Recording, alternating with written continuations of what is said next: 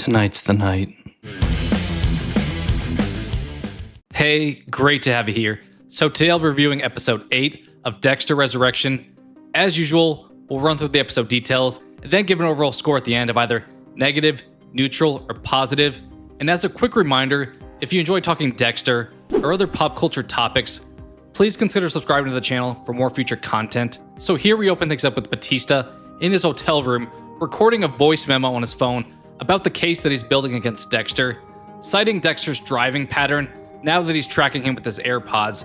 I'm not sure how much time has passed here, but enough time for Dexter to have developed a driving pattern for Batista. I did briefly wonder if the AirPods should have been dead by now, but I guess if they were newer and not in use, they could last a while. We then cut over to Dexter, or should I say Texter, since he's on his phone while driving. And while on his phone, he decides to call Al to set up a time to meet. Al mentions seeing the play Hamilton, but Dexter convinces him to meet for some Cajun pasta afterwards before Al ultimately leaves New York to head home. It is kind of funny having Al say the recent deaths have been a big downer when he's a killer himself. And for the moment, based on the track record of the other killers in this club, it's seeming inevitable that this should be the episode that Al dies in, and the main uncertainty is if Batista will catch Dexter in the act. We then shift over to Prater, who's preparing this big gala for NYPD officers who have been injured in the line of duty. He's very much doing that Jordan Chase or Arthur Mitchell thing, looking like a hero in front of everyone. Charlie then pulls Prater aside and says that she has a bad feeling about Red, aka Dexter, and thinks that he may have infiltrated their group. We get a kind of funny moment here where Prater recites everything that Dexter has done in a joking manner, but we as the audience know it's true. And here Prater even seems a little bit content that Gareth has gone. We end that scene with Charlie saying that her job is to keep Prater safe. It does feel like she's forced to do this. I still think maybe her connection to Prater is somehow tied to her mom and her mom's health. We then cut over to Harrison at the park with Elsa and her son Dante. Elsa says that her landlord is continuing to be a nightmare, and Harrison blames himself for having yelled at the landlord. We then shift over to Dexter outside of this salon with ponytail wigs. The owner has a sign up stating on vacation, so clearly this will be Dexter's next planned kill room. It does feel a bit odd though that the owner would just leave a sign up like this in New York City. I would be afraid of some kind of theft if you clearly state that you're out of town, or why doesn't he have somebody else running that store? Also, somehow Dexter gets into the store super easily without anyone noticing. We also see that Batista's tracking Dexter at this moment. This may be a little bit of a nitpick, but I'm thinking there's no way Dexter is parked right outside of the salon. The show even made the joke earlier this season about how difficult it is parking in New York City. Batista does notice that this location is an outlier in Dexter's routine, so it catches his attention. We then cut over to Detective Wallace with her headphones on and the Bee Gees playing. She's doing research on Miami Metro and the Bay Harbor Butcher. We see articles on Dokes from 2007. We also do get an Aaron Spencer from Dexter Original Sin Easter egg here. It says from February of 1991, so I guess somebody must have uploaded that article to the internet. That article acknowledges, though, that he was the prime suspect for having murdered Jimmy, the kid from Original Sin, and kidnapping his own son, and says that he's still at large, but we know that Dexter killed him. We see another article about Maria LaGuerta being killed in a shootout with Hector Estrada in 2012. Wallace then sees that Batista was promoted to captain. Suddenly, Detective Oliva comes into her office in a tux for the gala, and he says that Wallace better join him. And that scene wraps up with a bit of an excessively in-your-face character trait call-out, where Wallace points out that his left jacket sleeve is shorter than his right, showing how meticulous she is. We then briefly show Batista looking for Dexter's car outside that wig shop, and then he realizes Dexter's now on the move. We then get a scene of Dexter getting more acupuncture from Blessing's daughter, Joy, since in this episode, he still seems to be having some kind of shoulder pain. And during that session, Joy points out that her fiance, Sam, got into Cal Berkeley's business school, but that Blessing is not happy about it. Joy then asks Dexter if he helicopter parents Harrison, and Dexter's like, nah, but he points out that Blessing has been dealing with a lot with his mom's passing. Dexter also brings up Blessing being a child soldier, and it seems that Joy had no idea about this, which gets super awkward and results in Joy storming off all upset. Dexter then is back at his car, preparing his trunk for Al. I'm not really sure where Dexter would have planned to knock out Al though, since they were going to dinner, and once again, New York is pretty congested. Suddenly we have Harrison call him and ask him for advice and wants to meet. Dexter quickly Googles Hamilton's runtime and says that yeah, he'll meet Harrison in the theater district. We then fast forward to that Dexter and Harrison meetup for dinner, or should I say, Dexter's first dinner plans for the night. Harrison brings up the landlord dilemma, and Dexter says he's willing to talk to Vinny And Harrison's like, whoa, wait. And Dexter's like, don't worry, the landlord's not code worthy. And does this weird like X motion when he says code worthy.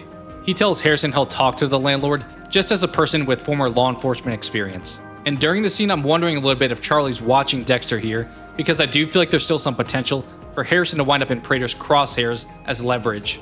Dexter tells Harrison that he's pretty tired and heads out to the theater.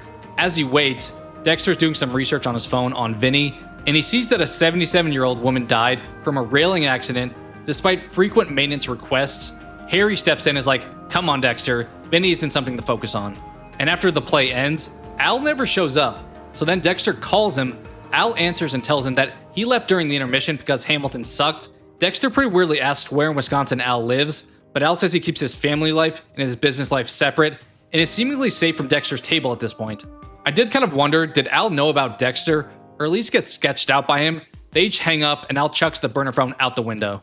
Dexter's like, well, now what? So he goes home, and we seemingly advance to the next day due to it now being light out, and we have Dexter ask Blessing's wife about being a landlord and the mold problem that Harrison's experiencing. She gives Dexter a book on landlord New York state law to look into, and then we have Blessing come in looking very angry here and asking to speak with Dexter.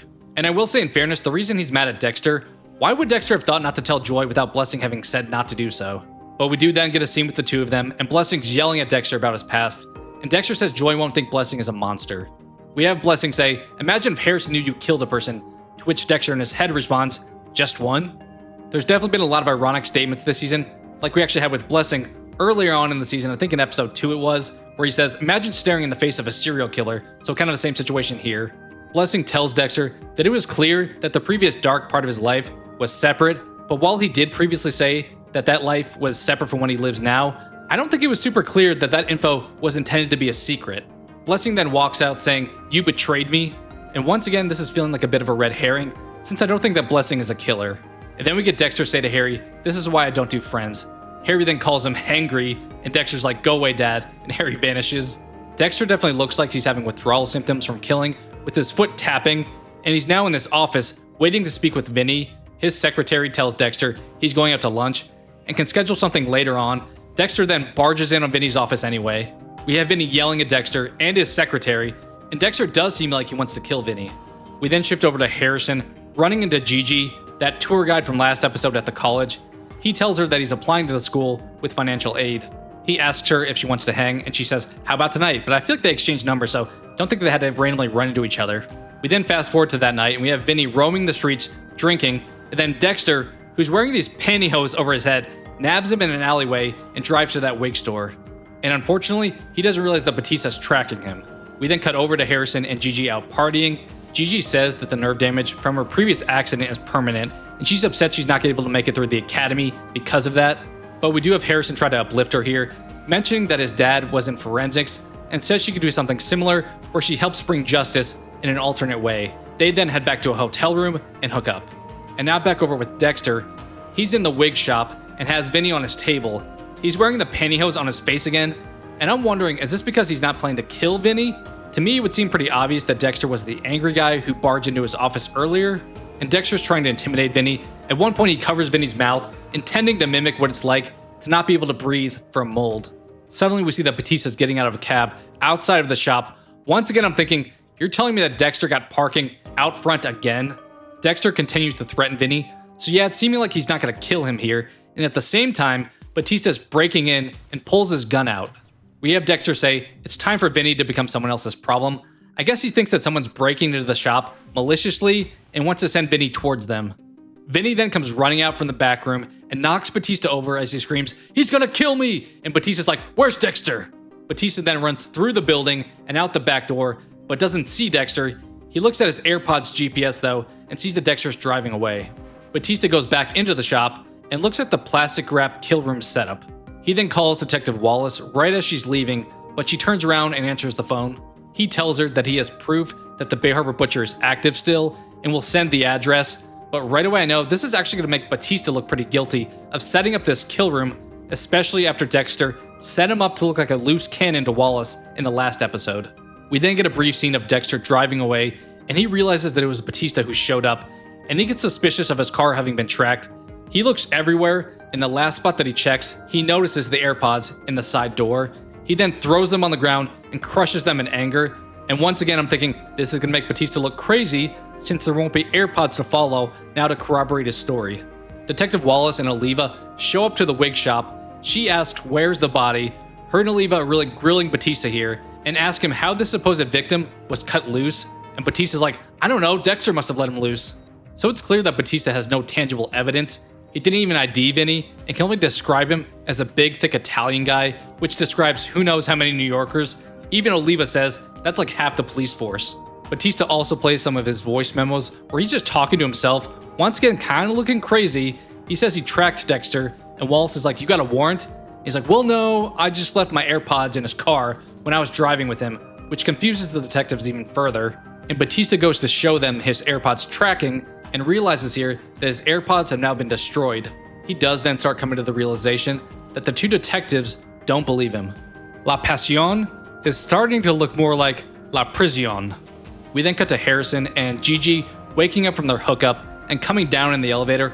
I'm already asking myself, how long will it take for Elsa to find out? We're definitely going to do the whole love triangle thing here. And now back with Dexter, he's at home, watching through his window in fear of Batista and talking things over with Harry. Harry points out that Batista's acting alone, and Dexter finally acknowledges here that Batista won't ever give up. And then back with Detective Wallace, she's doing some more research on her computer, and then she makes a phone call, and we get a Quinn cameo.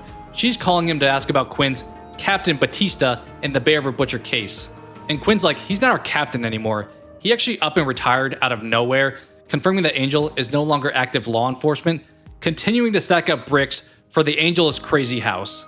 Wallace then looks at the Miami Metro bowling photo that we've seen a million times, and I'm hoping here that we have her ask Quinn about Dexter, but we don't actually get that. We don't even get to see the end of their phone call, so who knows what they wind up talking about further. We instead cut over to Dexter and Harrison eating, and we find out that the landlord has apparently taken care of things. And I'm once again wondering, wouldn't that make Vinny suspicious of Harrison? Unless we want to imply that Vinny had like 100 things that he fixed for other tenants as well, and due to his past discretions, Dexter could have been referring to anybody. Harrison tells Dexter thanks and realizes that Dexter scared Vinny. He also points out that Dexter also has a thing for justice. Harrison then asks if he can stay with Dexter for the week, right before we get Prater walking in and says, Red, I didn't know you had a son. And we wrap things up there with Charlie and Prater now learning more about Dexter's truth. So it seems like some of Dexter's personal life may now be exposed, similar in the past with Rita and Trinity, but Prater also has his dark truths that Dexter knows of, so we'll see how that dynamic plays out. Overall, there were some things I liked about this episode, but in some ways, I do feel like it was a bit of a setup episode, almost like a late season filler of us getting the big payoffs, but we did get some good progress with Batista's story, and now some with Prater as well. I am pretty surprised that they let Al live. Maybe he'll return in the future. I do mostly know Eric Stonestreet from TV, specifically with Modern Family, so he may be willing to come back in later seasons. And now for a score with this episode, I'm going to give this one a neutral rating. It's definitely a high-end neutral though.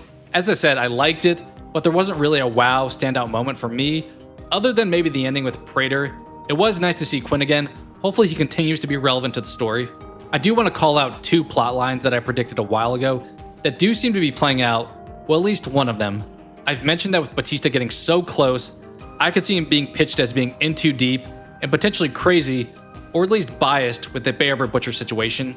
I also have talked about Batista saving Harrison from Prater at some point if Prater found out who Dexter was, similar to how Dexter saved Harrison from Kurt Caldwell in New Blood. That second one is still up in the air, but Prater does now know about Harrison, so Angel saving Harrison from Prater is seeming more possible. Although Batista doesn't have the AirPods tracking Dexter anymore, but I'm sure he'll find some way to keep tabs on both Dexter and Harrison.